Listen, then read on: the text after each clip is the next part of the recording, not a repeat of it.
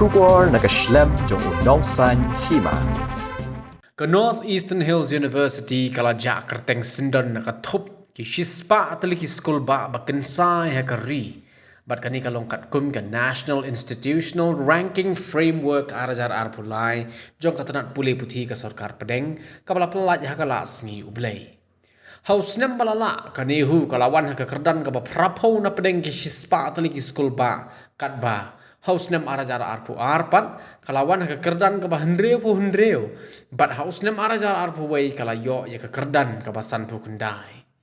Na Pedeng ki Skulbah ajing hikai ki karikor ni ki engineering ka National Institute of Technology Meghalaya Shillong kalawan haka kerdan ka bahendreu pu pra. Ke Indian Institute of Management IIM Shillong kalawan haka kerdan ka ba arpusau na Pedeng ki IIM bat kiwei ki skul ki ba ajing hikai haka management na Pedeng ki Skulbah ki Bakynsai tam haka ri ka bawan ningkong kade ke Indian Institute of Science Bengaluru ka bawan baar kade ke Jawaharlal Nehru University bat ka bawan balai kade ke Jamia Millia Islamia.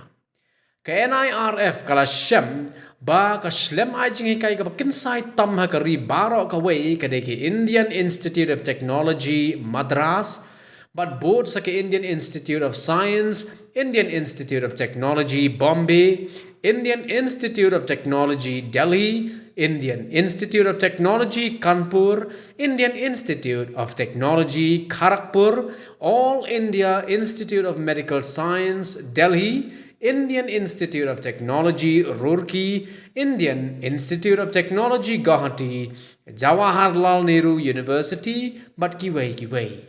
Na Pedeng ki college, ka St. Anthony's College Shillong kala pau Kyrteng, ha ki college ki balayo ya ka kerdan ha Pedeng arspa iwei bat lai spa.